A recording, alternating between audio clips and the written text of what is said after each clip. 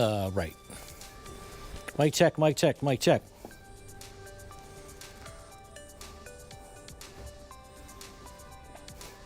Mic check, mic check, mic check. Good morning and welcome to the National Weather Desk. I'm meteorologist Matt Ritter. We're expecting a lot of stuff to happen today.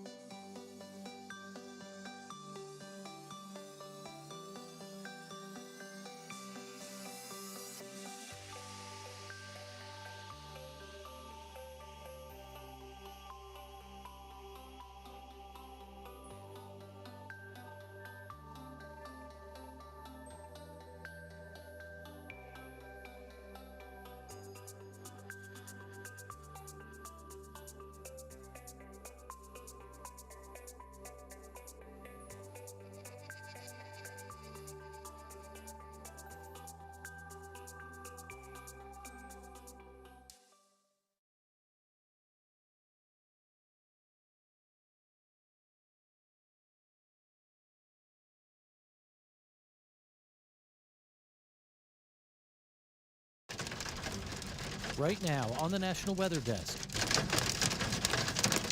Severe storms pound Oklahoma overnight, leaving at least 2 people dead, as the risk for more tornadoes and large hail increases today. We'll help you understand how they form. It needs something to flip it vertically, and that something is instability and thunderstorm updrafts. How to make sure you get tornado alerts even when you're sleeping. We definitely encourage people to have multiple ways to get warnings.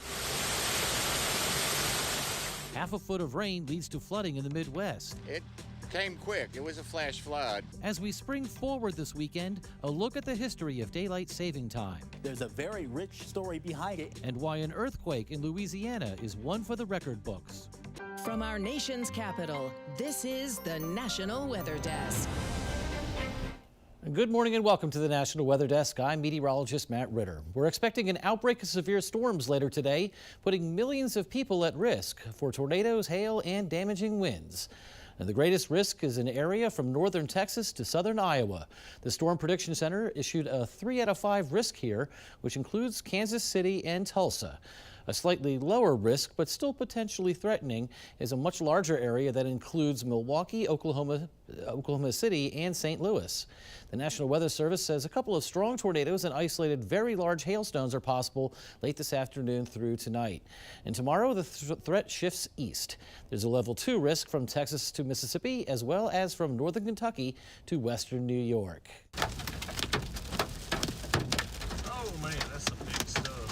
Storm chaser Brett Adair was in the middle of the severe storms that hit Oklahoma overnight.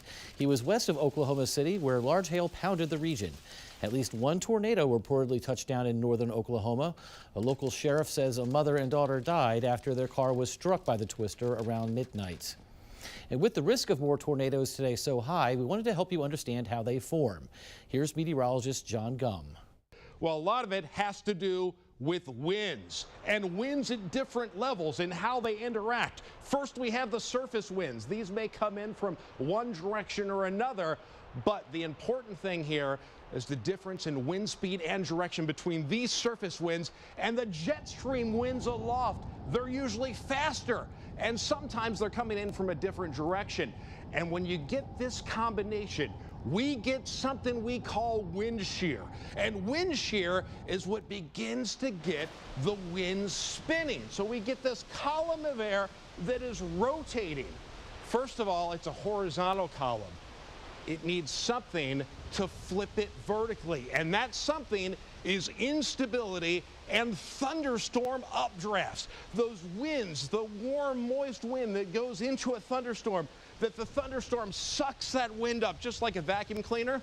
Well, as that wind going up interacts with this rotating column of air, we flip it into the vertical, and we sometimes get what we call a wall cloud. You might notice this with a supercell thunderstorm. It's that low appendage that hangs down. Sometimes that cloud will actually rotate itself as that circulation spins around.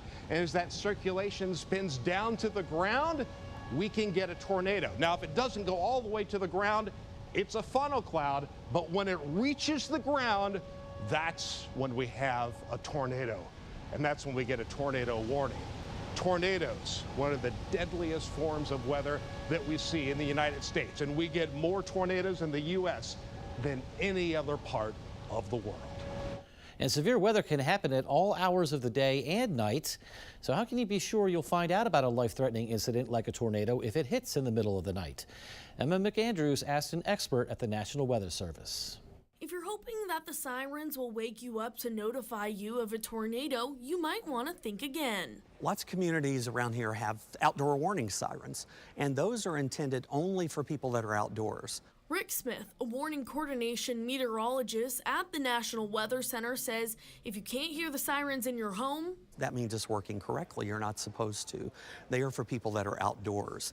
So we never want people to rely on those sirens to be their primary warning method or their only warning method. So we asked Smith, what other ways should people be getting alerts of severe weather? We definitely encourage people to have multiple ways to get warnings. Television's one way, but television's not really going to help you in the middle of the night or if you're asleep or away from home. So lots of people use cell phone apps now. Smith says apps that can push warnings are most effective. A lot of the phones that we have, when we take the new phone out of the box, there's a weather app on there, but it's not going to send you a warning. He told me for most effective use of your cell phone, you need to keep it charged. Have an app for notifications of warnings and watches, notifications on and volume up, and make sure your phone is not on Do Not Disturb. Just making sure that your phone is ready to receive the warnings. It's a great tool, but if you don't hear it or it's not ready to alert you about a warning, then it doesn't really do any good. And it's been a little more than 24 hours since up to 6 inches of rain caused flooding in portions of the Midwest. Some people in the Cincinnati region are describing it as the worst in decades. Chelsea Sick has the story. Well, it came quick. It was a flash flood. It was coming through so many places. Got a glass block window, kind of blew that out, and it just got so high it was over the foundation. Steve Crawley has lived in this Millville home for more than 35 years. He's seen a few floods. This one was the worst. It broke the record. It happened so fast and it was so much. He lives right next door to a family rescued by Ross Township firefighters. The crews responded and had to use our inflatable boat to get to them on the porch and pull them and their pets out of danger because the water was still rising. It's going to probably pump for, I'm figuring, not till late Friday or Saturday before I even see the basement floor. Across the street, owners of Autos Plus Auto Sales are cleaning up their business and their home. Are any of these cars salvageable? A few of them, but yeah, not a lot of them are going to be total losses. Lieutenant Mike Matala, commander of the Butler County Emergency Services Unit. We had flooding issues basically all throughout the county. In about a 24-hour time frame, we had approximately 4 inches of water and rainfall that came down in the county. In the house, we lost our whole basement flooded, so we lost, precious items that were my mom's and stuff. In neighboring Indiana, more than a day and a half of rain forced a local creek out of its banks and onto local farmland. Christian Hauser continues our coverage. Matthew Cox has lived off Levee Road for the past 15 years or so. He says folks nearby know high water and flooding are going to happen this time of year. The river came up. You can see right here the water completely went over, and then it dropped back down to about 2 feet, and then we got even more rain. and now it's just full blown going. And Skyview 12 gives us a bird's eye view of the area and the path the water chose. Cox says the river keeps trying to take more and more farmland every time it rises. This used to be a 30-acre field right here where this river's sitting right now, and that was the old county road. And about 7 years ago, they purchased some land from the Kopp family, and they moved it over so the river wouldn't keep eating the road away. Down the road from Cox and his family, there's another blockage. This time, though, it's what's left after the water receded. Corn cobs and stalks are blocking anything from getting through. He says the Franklin County crews will come in and clear everything out. Meanwhile, heading the other way, this small bridge is a concern for him and the neighbors. It's the only way for these 3 houses to be able to escape if there is a flood. And every year you can kind of see it's getting worse and worse condition. The road's getting narrower. And main concern is that just visually it collapses on us and we have no way out. An earthquake in northwest Louisiana early Thursday is one for the record books. Its magnitude was 4.9, according to the U.S. Geological Survey. There were more than 1,100 reports about the quake, shaking being felt from Shreveport to areas of southern Arkansas. It's the most powerful quake ever measured on Louisiana soil, beating out a 4.2 in 1930. The quake does not appear to have caused any injuries or damage. And for all the latest weather news and video, be sure to follow us on social media. We also post content from our team of 200 meteorologists across the country. You can find us on all your favorite social media platforms. Just search the National Weather Desk or scan the QR code on the bottom left corner of your screen. And coming up on the National Weather Desk, we'll find out why warming weather means ice dangers along rivers and streams in the Northeast. And we'll learn about the history of daylight saving time.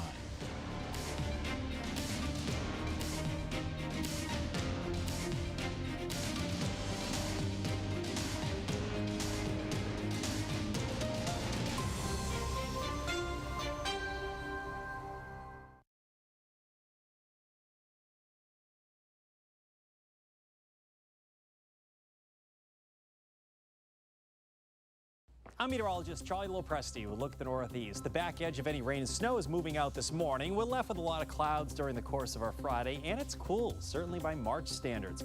But there's a warm front that's going to try to punch through the Northeast on Saturday. You're seeing a round of rain showers. In response to that, there could be a little bit of freezing rain in northern New England. Notice how it warms up, though. Parts of western New York could get into the 60s on Saturday. That's 2 o'clock in the afternoon. Most of the Northeast will stay in the 40s. I'm Chief Meteorologist Gerard Jabali. Here's a look at the mid-Atlantic region. The stalled front still kind of hanging around, giving us the clouds and also some colder temperatures, but a few showers likely as we move through Friday and then possibly late Saturday with the approach of the next front. Temperatures are going to be very, very different across the region here, with colder air in the 40s off to parts of northeastern Maryland. To the south and west will be much warmer, 60s, 70s even. Some of that warmer air should start to push northward on Saturday. Hi, meteorologist Jennifer Collins with a look at your southeast forecast. A warm afternoon in store for Friday across the southeast. Temperatures running into the upper 70s to low 80s for the Carolinas, with the low 80s along the northern Gulf Coast and the middle 80s across central and south Florida too. Additional cloud cover lingers around for the start of Friday, then a mix of sun and clouds for the southeast into the afternoon. Pop-up showers remain possible for Mississippi, Alabama, and Georgia and West Florida through the afternoon.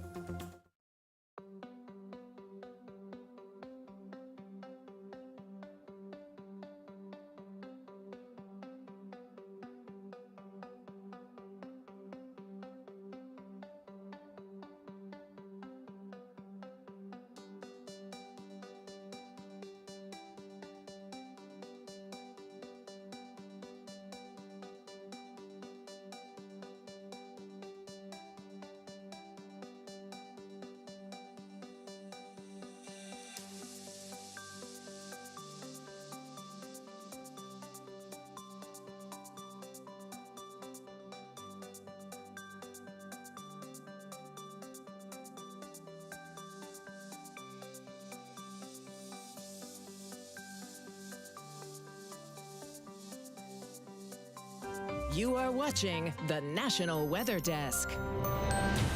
As temperatures warm and we get closer to spring, ice along rivers and streams begins to break up, and this leads to something called ice jams. They can be dangerous and cause severe flooding along roads and nearby homes. Meteorologist Ryan Munn is in Maine, where officials are warning about ice jams forming there. Well, an ice jam is basically a constriction of any waterway as the result of large chunks of ice that restricts the flow and oftentimes can result in some very surprise flooding. The National Weather Service has their eyes on every stream and river in the state of Maine. However, there are a few spots getting extra attention. There is a very large one on the upper Kennebec River near Caratunk that extends for a couple of miles. And then we also have some reports in some of our flashier mountain streams like the Sandy River and the Carabasset River. It's been a cold and snowy winter all across Maine, which means the ice is thicker in many areas, and that may delay the breakup of the ice. We haven't seen ice of this coverage or thickness probably since the winter of 2015. So it's not going to just melt or flush out overnight. It's going to have to take multiple warm days and maybe even some river rises to finally wear it down to the point where it moves. There is one factor that may work in our favor as the spring season approaches. We have a lot of storage capacity on top of the land and absolutely in our soils and groundwater. So there's going to be a lot of runoff loss or runoff that never makes it into the rivers because of that antecedent drought. And that is in our favor. If you come across an ice jam, officials say it's important to tell your local authorities and the National Weather Service, as they can issue flood warnings to alert the communities. In spring is severe weather season, and severe weather comes with high winds. But why do things get so windy this time of year? Meteorologist Audrey Lay explains. While we near the start of spring, you can expect the winds to pick up. Spring is the windiest time of the year, and it all comes down to the air pressure and temperature differences. Wind is just a movement of air caused by different atmospheric pressures. Air pressure is always trying to remain in equilibrium, meaning it moves from one area of high to low pressure. So if there's a small change in pressure, that means we see pretty light winds. But when you have a strong high and low pressure system sitting so close together, that pressure difference increases, and that's what we call a strong pressure gradient, and that results in those stronger winds. This is the time of the year where we still have lingering cold air from Canada coming in, but warmer air is starting to push up from the Gulf. The temperature difference between areas north and south across the U.S. increases the jet stream and pressure systems. So the bigger temperature differences causes a bigger pressure difference. Those pressure differences shrink as we continue to warm heading into summer and our winds start to calm down. But for now, as we enter the spring season, hold on to your hats. And if you live near the coast, wind might not be the only thing you see more of in the spring months. Coastal fog is also a springtime staple. Meteorologist Christina Ernie explains why. It's that time of the year that we see lots and lots of coastal fog. Springtime fog is most present at the coastline. So why exactly does this happen? Well, the ocean warms up slower than land does. So in springtime, relatively cool ocean waters remain while the land begins to warm up. So when warm and moist air blows over the cooler ocean surface, the air begins to cool. As it does, it reaches 100% humidity and the water vapor condenses and creates ocean fog. Even as we see improvements later in the day inland, it's our boaters that have to take caution with that fog staying present just offshore. And it's time to spring forward as daylight saving time starts this weekend. But in one part of Canada, it's the last time they will change their clocks. British Columbia, including Vancouver, is permanently adopting daylight saving time year-round. It joins the Yukon Territory as the only places in Canada that will no longer change clocks twice a year. Back in 2019, 93% of those surveyed in British Columbia supported the move. In the United States, Hawaii and most of Arizona are the only states that don't observe daylight saving time. They are permanently on standard time. There have been efforts in Washington to make daylight saving time permanent, but the bills have never passed. Meteorologist Dante Ricky has more on the history of changing the clocks. We call it daylight saving time for a reason. This is singular. There is no S on the end of the word saving.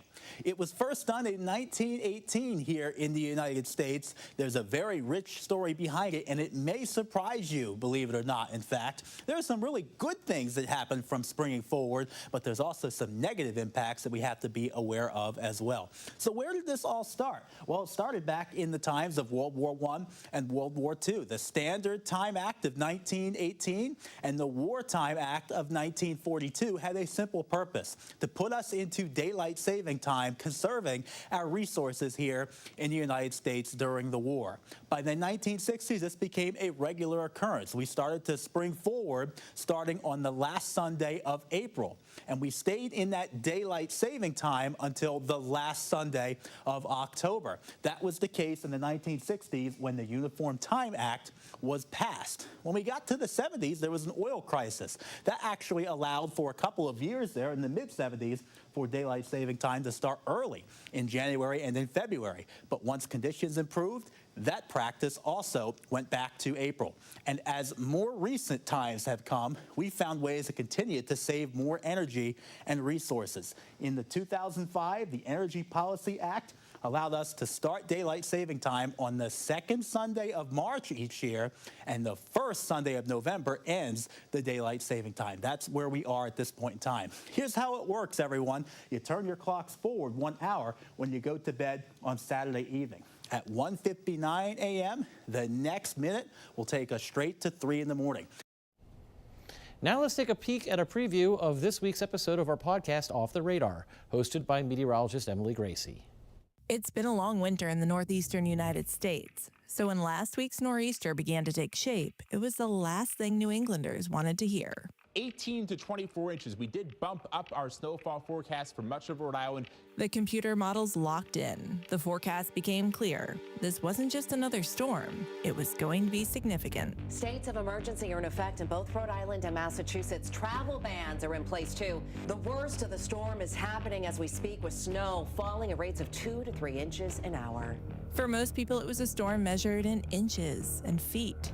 But for the forecasters who saw it days out, there's more to the story. You're looking at this and you're like, this can't be true. I mean, you can't be talking about record snow run after run. This week, we're going off the radar to dissect last week's winter storm with Joe Martucci and Chris Gloninger, two meteorologists who forecasted it, lived it, and are digging through the aftermath to better understand the next storm. We need to take steps and use this as an example that we need to be more resilient. Our communities need to be more resilient in the face of more extreme weather.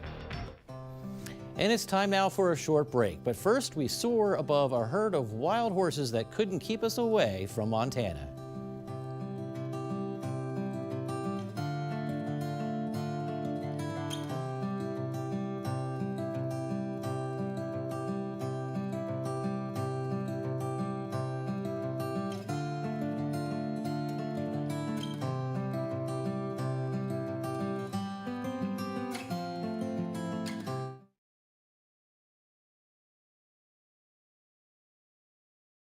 Well, a very good Friday morning, everyone. I'm meteorologist Andrew Buckmichael. A little bit of snow across the plains today, but the rest of the Midwest, some scattered showers and a few thunderstorms. Temperatures mild for most of us, but only getting into the mid-30s there in the Dakotas today. That shifts its way a little farther east for the day tomorrow for us. And as we head into your Sunday, getting some drier air to move in for much of the Midwest. Good Friday morning. I'm meteorologist Joe DiCarlo. Look to forecast across the region. We have another day of strong to possibly severe storms from central northern Texas into eastern Oklahoma, western Arkansas, where there's an enhanced risk. That's level 3 out of 5 of severe storms. That really ticks up later on this evening and overnight as a front approaches. That's the biggest risk of severe weather. Then the severe risk moves south as the front moves south on Saturday. Well, hi there and a happy Friday morning to everybody. I'm meteorologist Shannon O'Donnell. TGIF on the west coast of California. Perfect sunshine around Ventura and back towards Santa Barbara with low 70s there, whereas inland, finally some winter weather showing up. We've got rain on the way for Seattle and Portland and lots of mountain snow pushing through the Rockies near Denver and Salt Lake City. Snow all the way into parts of Wyoming and gusty winds behind that storm today, too. And that's the scene from here.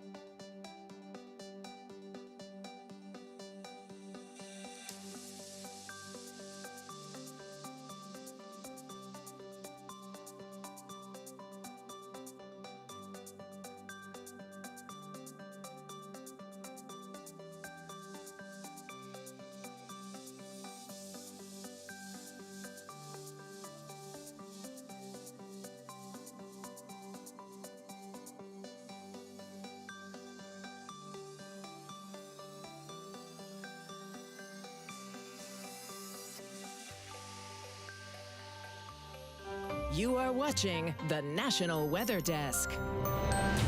And as we're on the cusp of severe weather season, meteorologist Megan Danahy tells us how to stay safe from lightning. Over the last 30 years, lightning kills an average of 51 people per year. Many more strikes result in permanent injury or disability. Lightning often strikes outside areas of heavy rain and may strike miles away from the heart of a thunderstorm. This phenomenon is often called a bolt from the blue. Death and injuries from lightning strikes most often occur ahead of thunderstorms or after thunderstorms have seemingly moved away. When thunderstorms threaten, make it your priority to get to a safe place. As soon as you can hear thunder, lightning is close enough to pose an immediate threat to you. You are safest indoors or inside a hard-topped enclosed vehicle.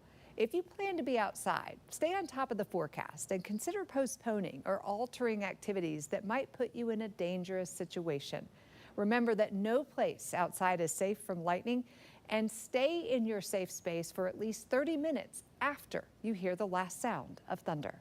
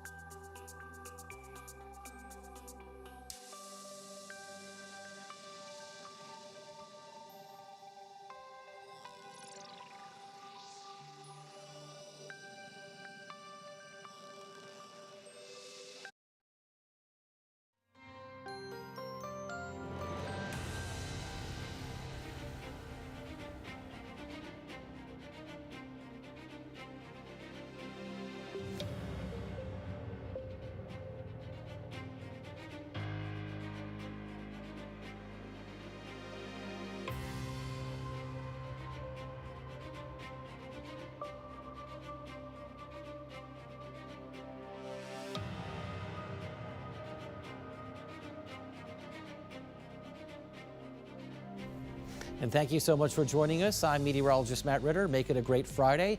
Have a wonderful weekend, and we'll see you right back here on Monday for the National Weather Desk.